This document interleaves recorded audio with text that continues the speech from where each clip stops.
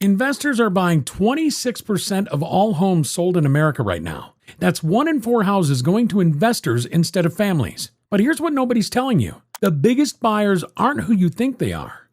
In fact, mega investors owning over 1,000 properties control only 1% of America's housing stock.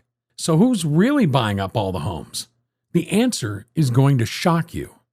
First-time buyers are at a historic low of just 24% market share. Have you noticed it's almost impossible to compete out there?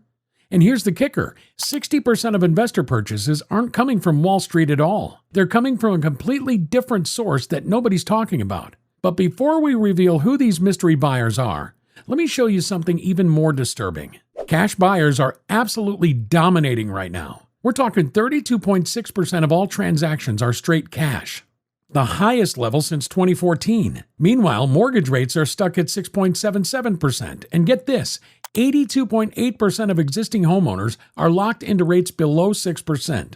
They're not selling, they're not moving. And that's creating a massive opportunity for one specific group of buyers.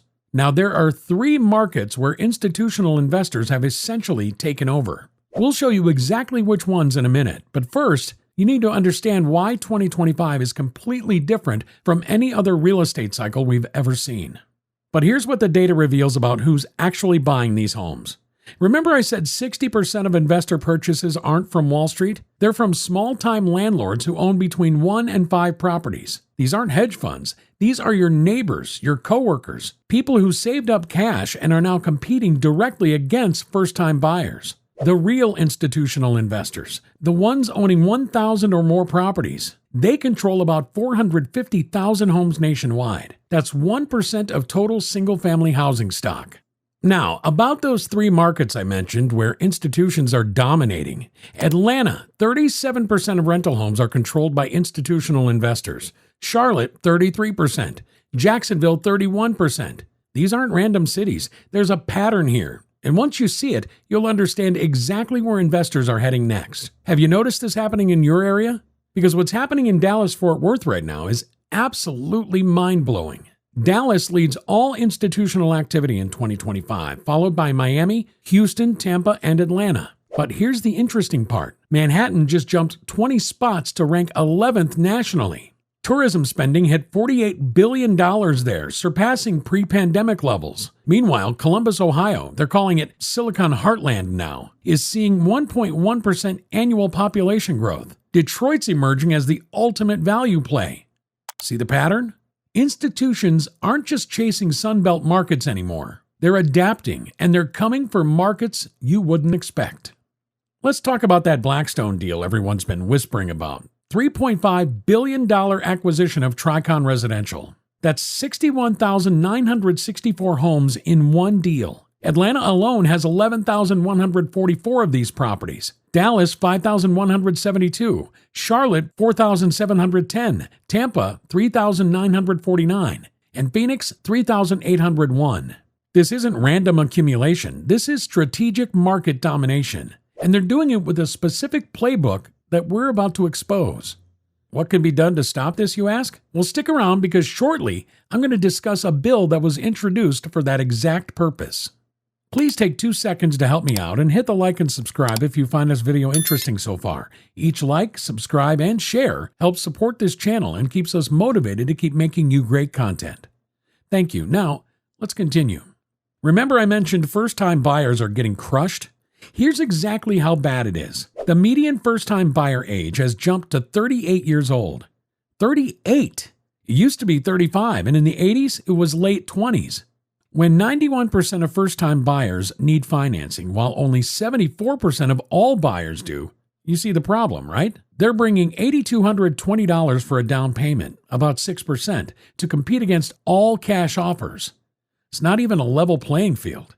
But wait, it gets worse. The Urban Institute found that homes within a quarter mile of institutional purchases sell for 1.4% higher. In foreclosure situations, that premium jumps to 4.3%. In distressed neighborhoods, 7.4% higher. The Federal Reserve documented that each percentage point increase in institutional buyers correlates with a 63 basis point increase in real home prices. They're literally pricing out regular buyers just by showing up. Have you been wondering why rents are so insane right now? Here's the answer nobody wants to talk about. Single-family rents average $2,179 nationally. Apartment rents, $1,820. That's a 20% premium, the largest gap ever recorded. In Salt Lake City, single-family rentals command a 59% premium over apartments. Even in Detroit, the cheapest market, single-family rentals still cost 9% more. 3 companies control the rental empire. Progress Residential manages 97,000 homes. Invitation Homes controls 85,261 properties. Blackstone's expanded portfolio, 61,964 homes. Invitation Homes just reported 97.2% occupancy and $681 million in Q2 revenue. That's a 93% increase in net income year over year. American Homes for Rent is pulling 12 to 15% gross yields. These aren't just landlords anymore. They're running sophisticated operations that would make Amazon jealous. And here's where it gets really controversial. And what's different in 2025? Build-to-rent communities. They completed 27,500 BTR homes in 2023, with 45,400 more under construction to be delivered by 2026. Single-family homes now represent 10% of all new construction, up from just 3% historically. Phoenix alone saw 4,030 BTR units completed. That's 164% growth over 2022. Texas delivered 4,800. Florida completed 5,379, with another 7,792 under construction. These aren't normal neighbors. They're purpose-built rental communities. Residents stay 3 years on average. But here's the shocking part. 36% prefer renting over owning, up from 27% in 2023. Yet 43% would move for better rent deals. They're creating permanent renter communities, and people are actually choosing this lifestyle. American Homes for Rent has 10,000 BTR homes in their pipeline. They're not competing with buyers anymore. They're bypassing them entirely. Now Congress is finally waking up. The End Hedge Fund Control of American Homes Act, Bill S.3402/HR 6608, was sponsored by Senator Jeff Merkley, a Democrat from Oregon, as the primary Senate sponsor, with Senator Tina Smith, a Democrat from Minnesota, as co-sponsor, and Representative Adam Smith, Democrat from Washington, sponsors the House version. This bill requires hedge funds with $50 million plus in assets to divest single-family holdings over 10 years. We're talking 10% annually, with $20,000 fines for not reporting and a crushing 50% fair market value tax for non-compliance. The legislation would impose a 50% excise tax on hedge fund home purchases.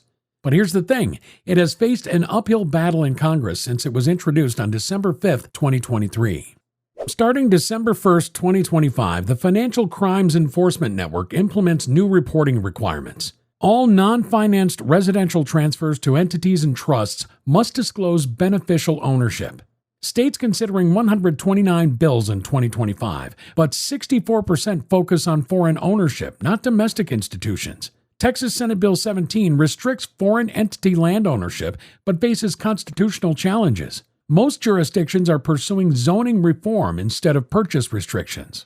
Let me hit you with the current market reality. Mortgage rates sit at 6.63% for 30-year fixed loans. The Fed's holding rates at 4.25% to 4.5% and maintain this for 5 straight meetings. They project only 2 cuts in 2025. Meanwhile, housing inventory grew to 4.7 months for existing homes, up 27.6% from February 2024, but still 23.1% below pre-pandemic levels. New home inventory, 9.8 months of supply. Builders are sitting on inventory and institutions are negotiating bulk deals. Foreclosures are creeping up too. Q1 2025 saw 68,794 foreclosure starts, up 14% quarterly.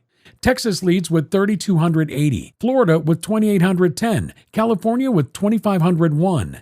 While we're still 89% below the 2010 peak, these distressed properties are institutional buyer candy. Houston, Chicago, New York, they're circling like vultures.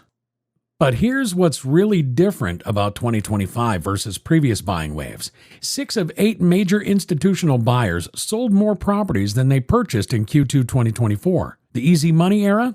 It's over. Large institutional buyers pulled back significantly.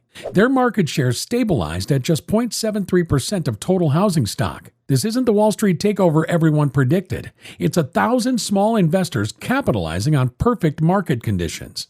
Cap rates compressed across the board. Industrial down 30 basis points. Retail down 24. Multifamily decreased 17. These compressed returns, plus higher rates and regulatory scrutiny, explain why institutions are more selective now. So what does this mean for you? If you're a first-time buyer, you're facing the toughest market in history. 24% market share, median age 38, competing against 33% cash purchases. But if you're an investor with cash, this is your moment. The big institutions are pulling back, rates might drop late 2025, and inventories slowly growing. The narrative that Wall Street's buying all of America's homes? False. But the reality that cash buyers, mostly small investors, are dominating the market? Absolutely true. Understanding this difference is crucial whether you're buying, selling, or investing in 2025. Have you experienced this in your local market? Are you seeing cash offers beat out financed buyers? Drop a comment below. We read every single one. And if this information helped you understand what's really happening in real estate, hit that subscribe button, share this with a friend, and watch this one as well.